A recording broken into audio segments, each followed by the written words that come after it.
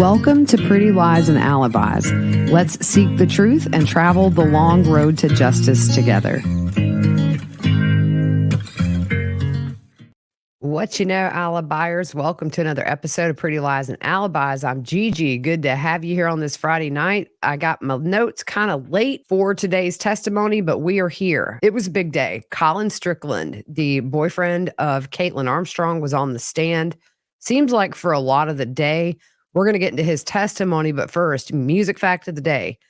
David Bowie's eyes actually were not two different colors. When David was a kid, he got into a fight, and the fight left him with one pupil that stayed dilated. So it gives the impression he has two different color eyes, but he doesn't. We're going to jump right in to day 3 of the Kaitlin Armstrong murder trial. The first witness of the day was somebody who went through their home surveillance and showed police the footage.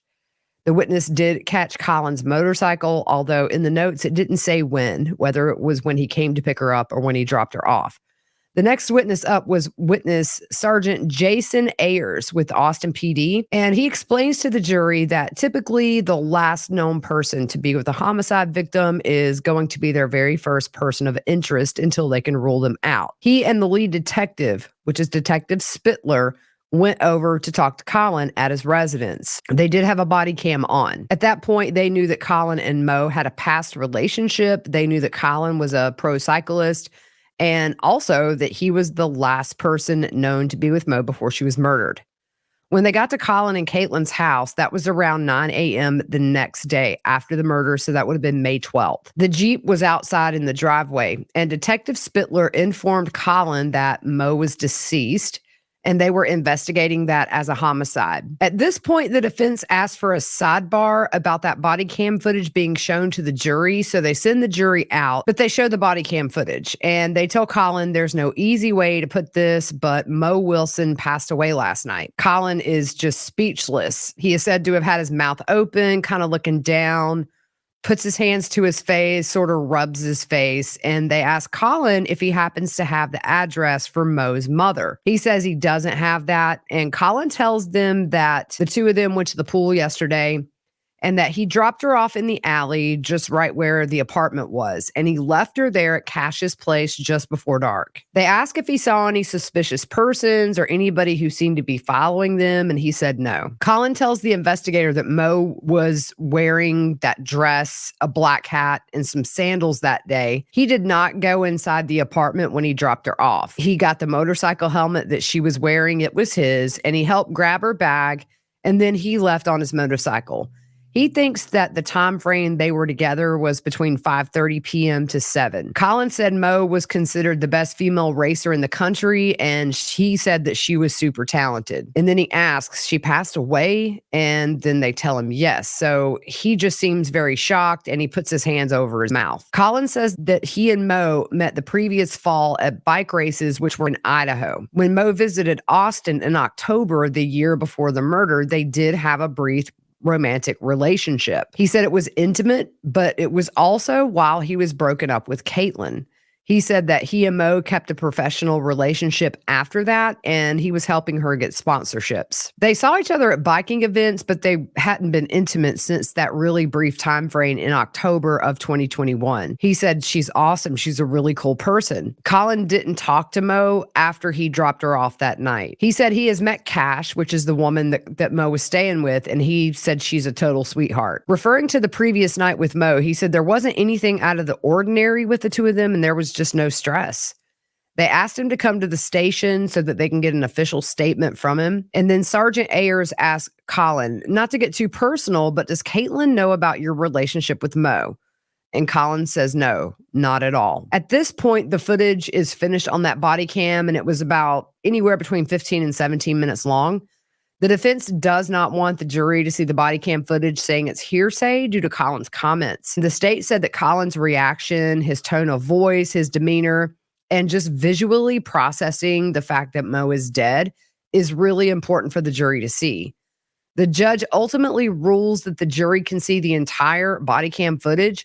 However, they will stop audio at certain points since the judge feels the officer is doing more of an interrogation which could equal hearsay. Ayers says that the element of surprise when they go to visit him that morning unannounced doesn't allow a person of interest to come up with an alibi, some kind of a story, or any kind of an excuse. The jury was said to be super focused on this video as it was being shown. Once that video is finished, Sergeant Ayers informs the jury that Colin follows the detectives back to the police station to give a statement. Ayers tells the jury he was suspicious of Colin because he was the last person that was known to be with Mo before she was murdered. That evening, Sergeant Ayers is present when the search warrant was executed at Colin and Kaitlin's home.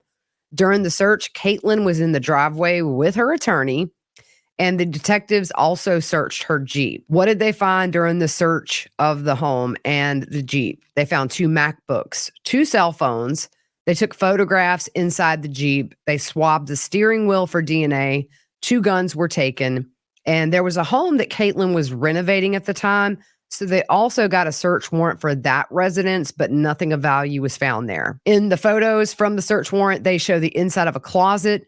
There's a top shelf there that had a box with the name SIG on the front. Inside, there were 2 handguns. One was silver, one was black.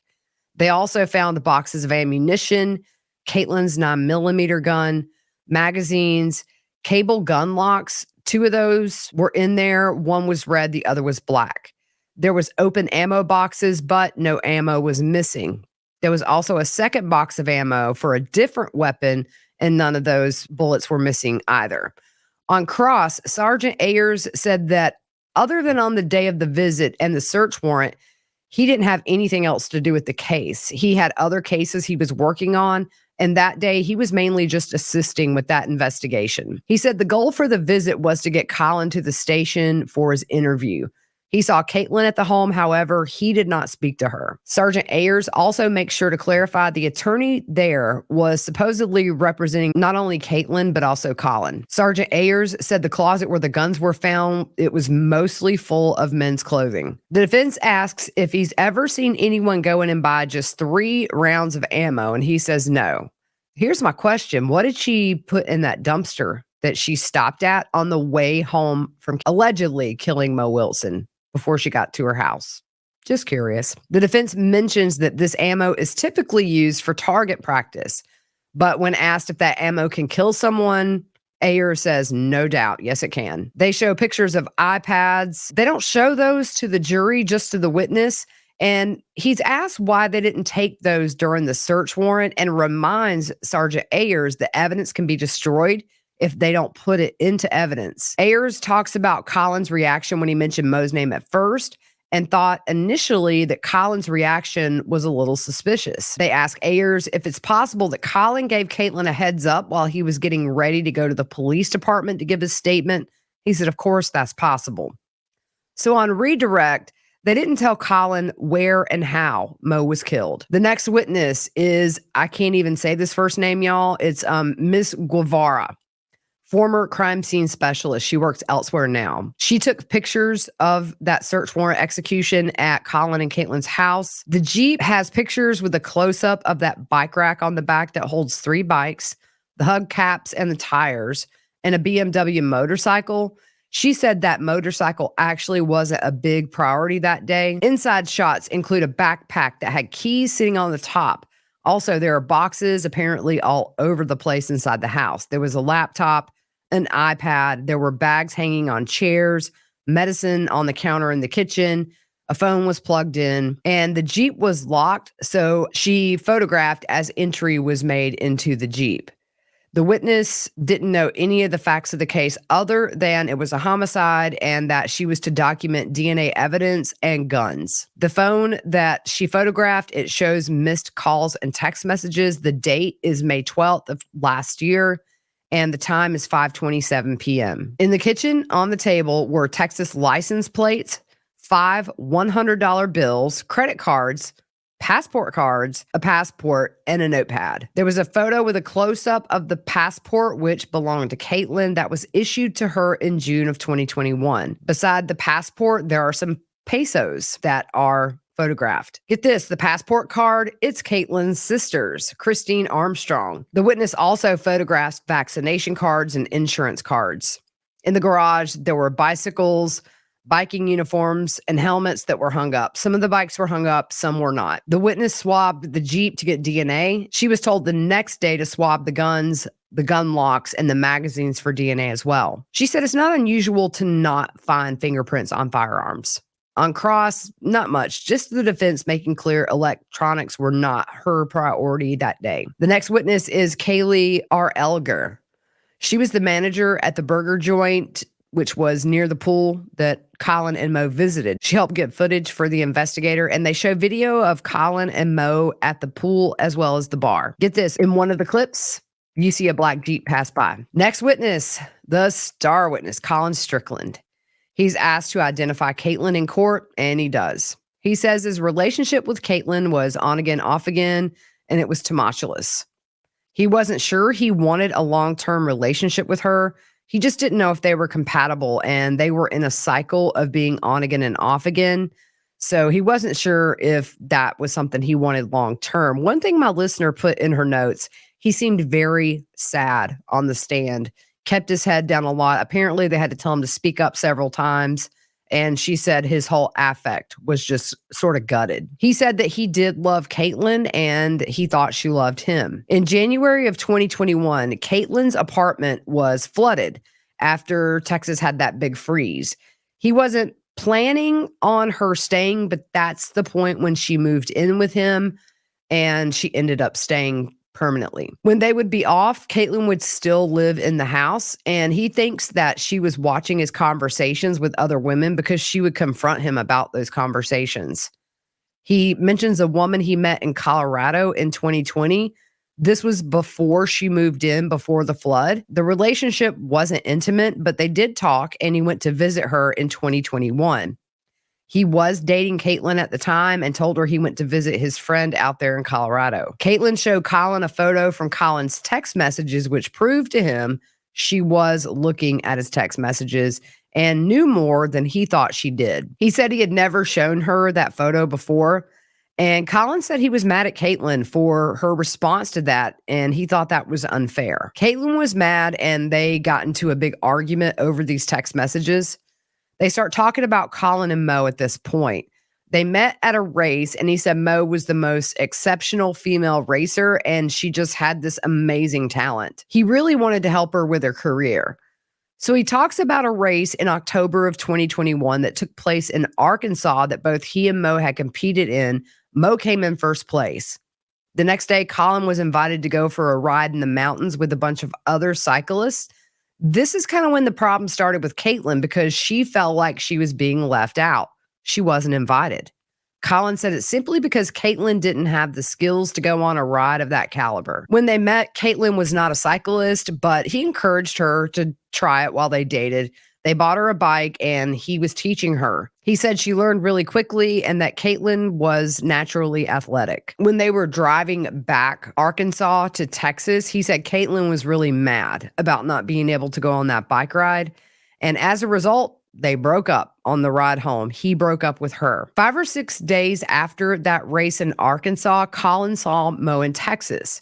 He didn't know where Kaitlin was, and Mo texted him to let him know that she was in town, and also she had recently broke up with her significant other. The two of them, that's when they became romantic. Mo went with Colin to Marfa, Texas to attend training for 3 days with him. They were romantically involved during that time. He doesn't remember telling Kaitlin about Mo or their relationship, but Kaitlin ended up calling Mo out of the blue, and Colin said it was very unnerving to Mo, and she thought it was very odd. The two women had never met or spoken in person. When training was finished, Mo stayed a couple of more days, and then she left to go to another bike race. While Mo and Colin were romantic, they never talked about it becoming a serious thing. They wanted to spend more time together first to see if it led anywhere. They continued to talk frequently after that. He saw her several times at races in January and February of 2022. And Kaitlin clearly was not crying in her ice cream at the breakup between her and Colin because she saw two different men during that time, and she was sleeping in another bedroom in the home. Colin said he asked Kaitlin to find somewhere else to live. Ultimately, they get back together. They begin to date again. He noticed that he hadn't gotten many texts from Mo, and he said Kaitlin is better with electronics than he is. In December of 2021, that's when he bought the guns for himself and Kaitlin. The reason was that Kaitlin was worried about road rage incidents, worried about somebody breaking and entering that had just happened in a home across the street from theirs. There's a large homeless population in their area. In January of 2022, Colin and Kaitlin went to Arkansas for a world championship race. Mo was there, and Colin saw her a few times but did not approach her. At this point, Mo was really starting to make a name for herself in the cycling world. And at that point, Kaitlin was Colin's business manager. She was in charge of all of his passwords, his financials, his social media, everything. So she had an open window into any kind of message Colin sent, apparently. There was also another event that week. Kaitlin wasn't there, so he was able to interact with Mo. But while he was in Arkansas, he said Kaitlin talked to him about Mo and that Kaitlin was super jealous. In another race, Colin posted a video to Instagram. It shows him finishing a race, and in the background, you can see Mo standing there. Kaitlin replied to that video, "Send my love to Mo." Colin just said he thought it was really passive-aggressive of Kaitlin. So let's fast forward to April of 2022. Colin was planning a month in California to train by himself. During that time, he did talk to Mo on Instagram and different chat apps while he was gone. He was giving her advice just in general about her cycling career. But Kaitlin had access to a MacBook, an iPad, and knew the password and codes for all of Colin's devices. Colin, on the other hand, he didn't know any of Caitlin's passwords or her access codes to get into her electronics. Colin talks about a text thread between himself and Mo while he was in California during that time he was training, and he deleted those because he did not want to make Kaitlin mad. He also changed Mo's contact name in his phone to Christine Wall again to avoid making Kaitlin mad. They did meet up in Santa Cruz to ride together. Now, in the beginning of May of 2022, just right before, less than 2 weeks before the murder, Colin goes to Tucson, Arizona for training. Kaitlin goes to Tucson so that she's able to ride back to Texas with him. They stopped in East Texas for another race before they ended back up in Austin. He said at this point, the relationship was fine, and he didn't talk to Mo at all while he and Kaitlin were driving home.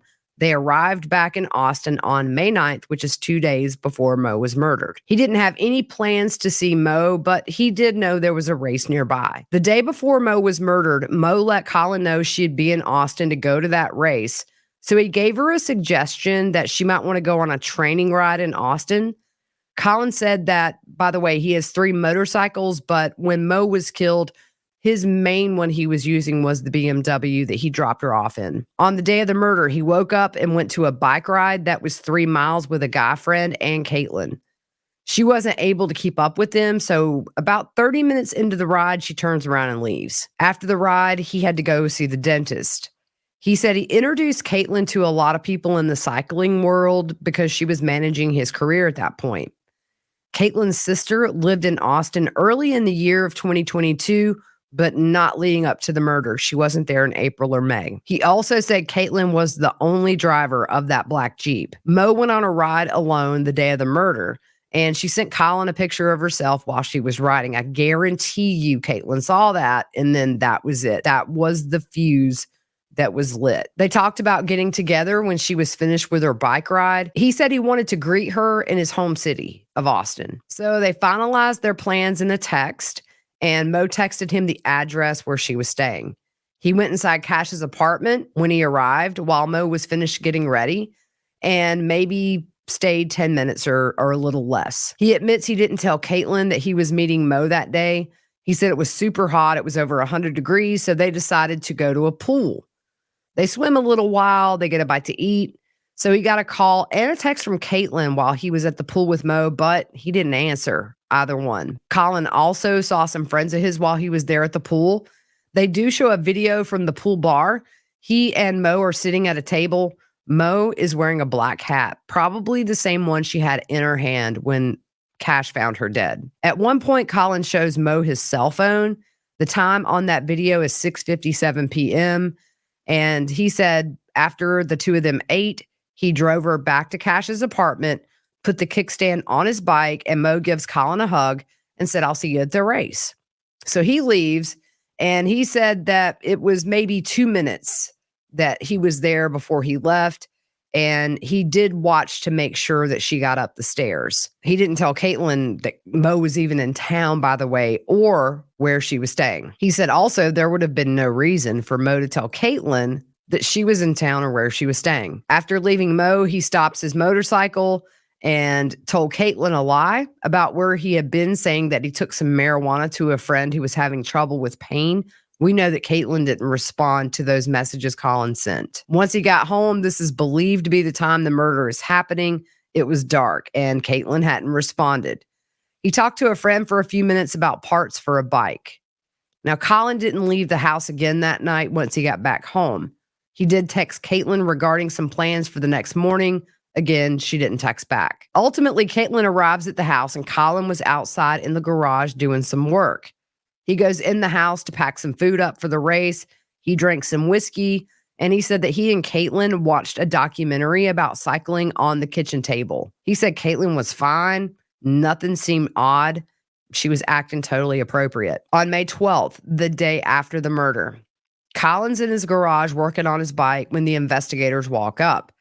He didn't think they were police at first. Maybe he thought they were code enforcers. They tell him Mo was killed and ask if he knows Anna Mo, which he said the name didn't sound familiar at first. Colin said when they told him that Mo was dead, he felt shell-shocked. He didn't know how or when she had been killed. That was not anything they shared with him. He agreed to give a statement at the police station, so he goes in the kitchen to tell Kaitlin that Mo has been killed and that he was with her the night before. But we know Kaitlin knew this. He said Kaitlin acted shocked, but he doesn't remember specifically what she said to him about it. At the police station, he goes into an interview room, and he was there for over 6 hours. He said it was not pleasant. He told them he had a brief relationship with Mo, and also Kaitlin owns a Jeep that was black. They tell Colin in the interview that the black Jeep was spotted 15 feet away from Cash's apartment. That was shocking to Colin. He was very cooperative and was open about the guns that he had purchased, and he gave very specific details about that Jeep. When he was finished, he knew they were executing that search warrant at their house, so he went to his dad's house. When he got back home, Kaitlin was there and said that at that point, she looked really exhausted. They discussed the murder, but not super in depth. He told her it's probably best if you write down a timeline of where you were the night before because it was still fresh in her memory. So she writes down her timeline and gives it to Colin. Obviously, there's no mention that she went to pay Mo a visit. He does ask if she went to see Mo, and she denied it. She said she was at yoga and then went to a healer. May 13th, 2 days after the murder, Kaitlin and Colin go to a coffee shop. He said he's just trying to keep things normal. He said Kaitlin was paranoid, thinking maybe the house had been bugged. And they also decided at her suggestion to get new phones at Walmart because theirs had been confiscated by law enforcement. They talked about getting a new lawyer as well. In the end, he went to Lockhart, Texas. That's where his business was located. That was also the last time he saw Kaitlin. When he got home, he saw that Kaitlin had left a note. She said she tried to go to Lockhart, but she smelled gas in the car, so she stopped. And that's where testimony ended today. On Monday, Colin will be back up on the stand on direct. And I think cross could get a little dicey because this is kind of the one chance where the defense can kind of blame Colin for saying, hey, maybe did you lead both of these women on? You weren't honest with Kaitlin. You were still talking to Mo. I just kind of have a prediction that's how this is going to go. Ultimately, he's not Kaitlin. He didn't pull that trigger. Chick's got some major possessive issues. We'll see who else comes up. I have a feeling maybe we're working our way up to Kaitlin's sister. She was sworn in on day one with 8 other witnesses, or there was a group of 8, and she was sworn in with that group. So I think we're just going in chronological order here with these witnesses. So it won't be too long before maybe we talk to the investigators who questioned Kaitlin, brought her in on that misdemeanor charge. We'll keep you posted. Hope you guys have a great weekend. I will see you on Monday.